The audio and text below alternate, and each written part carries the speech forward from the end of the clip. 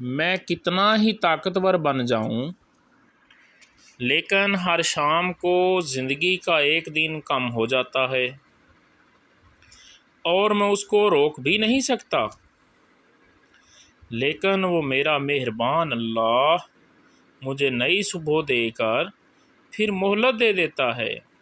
شاید میرا بندہ توبہ کر لے اور میں اس کو بخش دوں۔ اللہ رب العزت سے دعا ہے کہ ہمیں اپنے حبیب حضرت محمد مصطفیٰ صلی اللہ علیہ وآلہ وصحبہ وسلم کے صدقے ہمیں سچی توبہ کرنے کی توفیق عطا فرمائے اور ہمارا نام بھی اپنے نیکوکاروں میں،